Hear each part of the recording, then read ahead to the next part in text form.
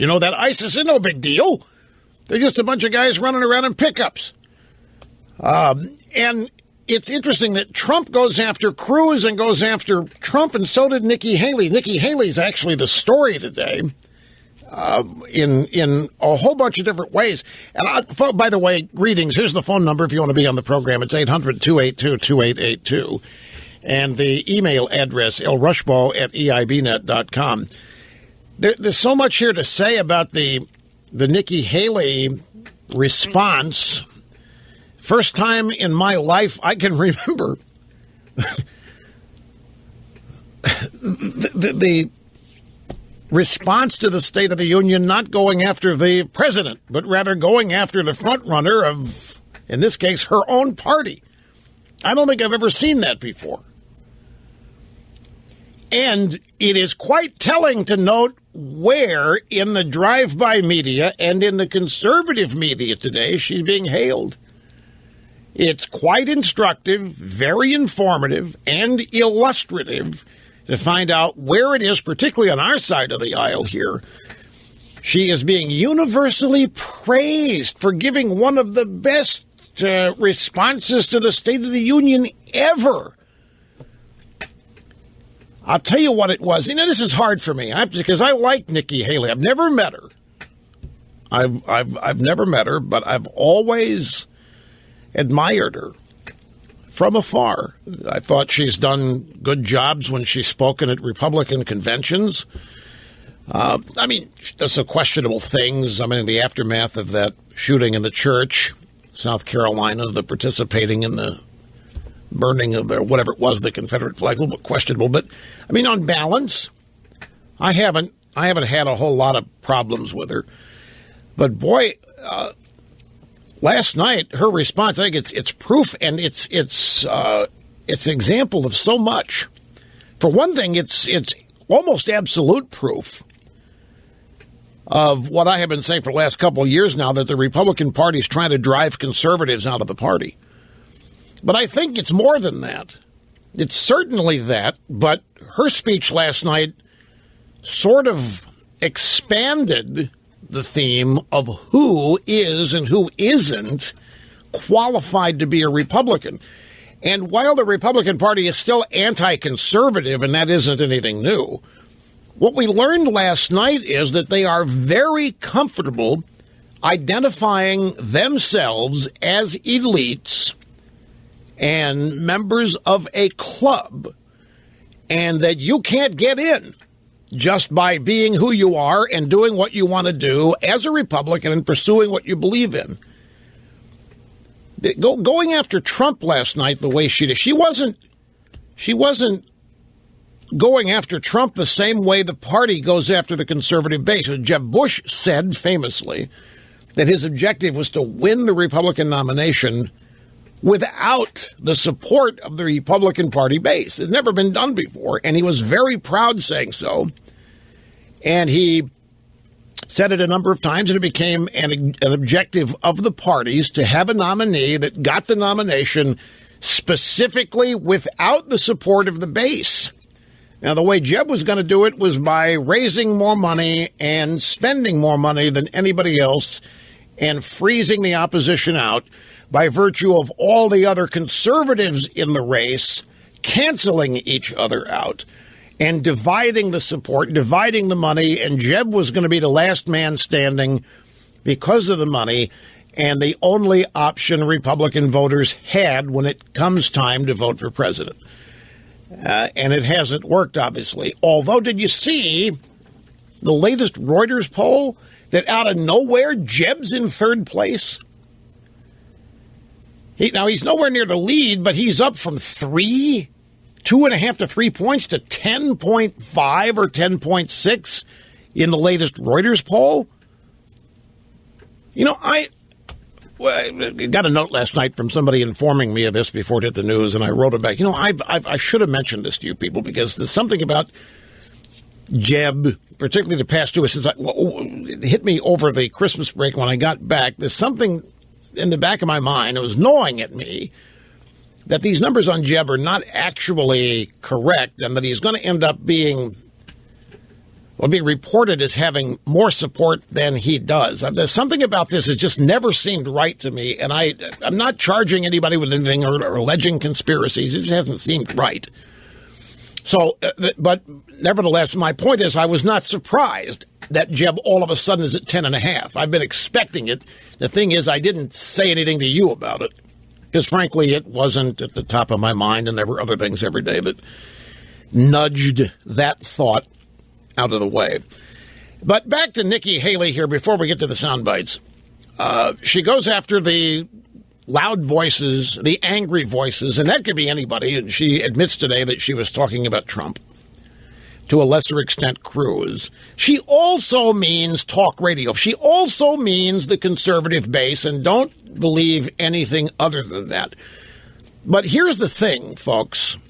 This is, to me, one of the greatest bits of evidence that the Republican Party is not just anti-conservative, but it is very much pro-elite. It is a club that they don't want a whole lot of people joining. And it's this.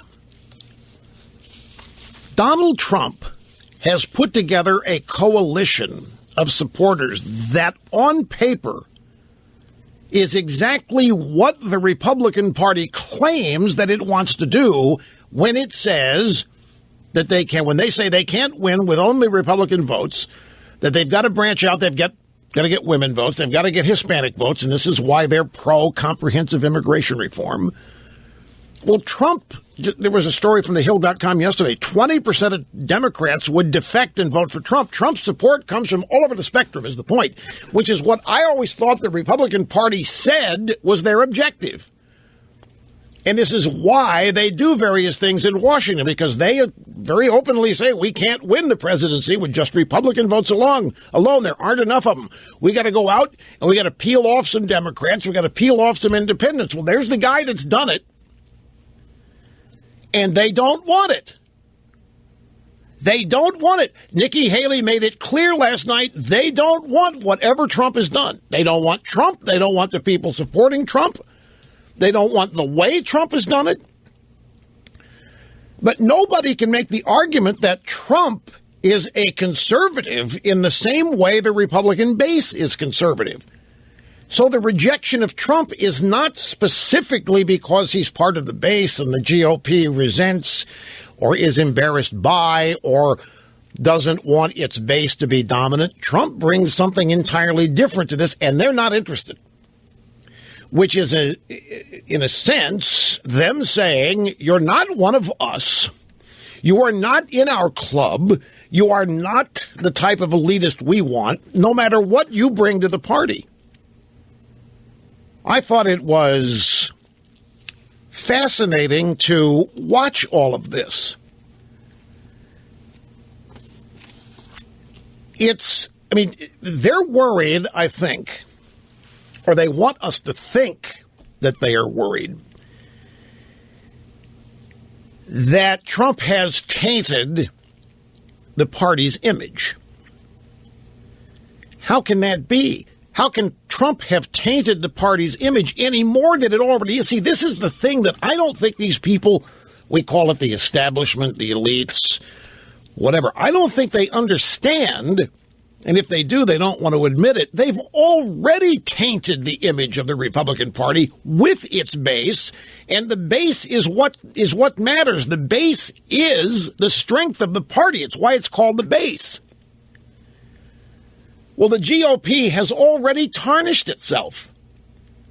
The GOP has already signaled that it is not interested in its base and what its base wants. Now, it knows what to say to the base when it comes time to campaign. 2010, 2014, these midterm veritable landslide victories. Republican base voters thought for sure they were electing Republicans who were going to go back to Washington and stop Obama and stop Obamacare and stop all of this mindless spending and stop all of this destruction and transformation of America. And there hasn't been any. And in the process, they've done a better job than anybody ever could of tarnishing what they are, their own image and what they believe in, and even their honesty. because their campaigns have been bordering on fraudulent in several respects, given that they've promised and they've let it be known that if you vote for me, we're going to go together in Washington, we're going to stand up to this stuff, and we're going to stop it. There hasn't been one serious effort to stop anything. And to the contrary, it appears that there has been more cooperation. So I hear people talk about gridlock. I have Frank Luntz's focus group last night was about as worthless as any focus group I've ever seen. Did you see it on State of Watch Megyn Kelly? Normally, Luntz's focus groups have there's some clown standing up starting, I really upset all the gridlock. Well, ain't any gridlock in Washington. They agree with each other there. What gridlock? That's the point. We're dying for some gridlock. We're dying for an opposition party. We're dying for somebody to stand up and say, no, we're not helping. We're not going along with this. Stop it. Instead, we get a budget deal like we got. And we're told, well, that cake was baked before we got here. There's nothing much we can do. And it's always the story. Well, that was already pre-done. There was nothing we could do. But you wait. Next time, we're going to really take it to them. And it never happens. So this tainted image business that they want us to think they're worried about regarding Trump, really what they're trying to say is that what Trump is doing and the people that he is assembling his coalition, they said, hey, that's not us. That's not us. But it is. It's exactly what they claim they want. What they don't like is the guy putting it together because he's not in the club. He hasn't been in the club. He's been a businessman. He's a TV star. He's not a lifelong politician. He hasn't paid his dues. He hasn't been elected to anything before. Who is this guy intruding on our turf? It's as much about that as it is the Republican Party having a problem with their base. Both things are true. But opposition to Trump is not because he represents the base. That's Cruz. That's why they hate Cruz. That's why they're universally opposed to Cruz. But their opposition to Trump is not that he has stolen the base or has become the champion of the base. Now, they might think there's some of that going on. I've remarked on this a number of times. It really is curious. I mean, here you have a party which claims and tells us they can't win with Republican votes alone. We have to broaden the base. Sorry, folks, don't be personally offended, they tell us. But we've got to go out and we've got to fight this war on women business because we need some women supporters and we need some Hispanics. We can't win the White House without Hispanics. And who says that? Democrats say that. You think the Democrats really want you guys to win the White House? The Democrats are telling you, you better be nicer to the Hispanics. You better stop all this immigration stuff. You better stop talking about the wall. You better stop doing all that. And you better reach out. Otherwise, you'll never win the White House. Like they're interested in us winning the White House. Well, all that aside, Trump has a coalition of supporters that is much broader based than the Republican Party has. And they're rejecting it. And I'm telling you, they're not rejecting it because they're embarrassed of their base.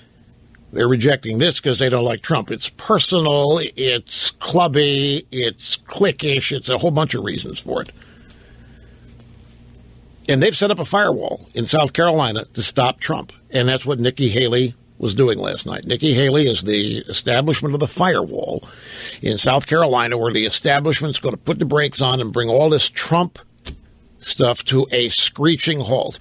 The next thing you can do, with her universal praise here, and you'll hear from where it's coming as the program unfolds before your very eyes. What's next is for Nikki Haley to endorse somebody. Rubio, whatever's going on here with Jeb, could be Jeb, but she's going to endorse somebody that comes from the establishment wing.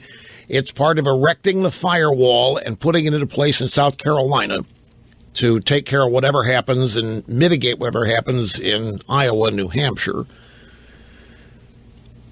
And I don't think she realizes that she's actually damaged her VP chances to an extent. I'll explain all this as the program unfolds before your very eyes and ears. But it's just weird. Here you have the president who is,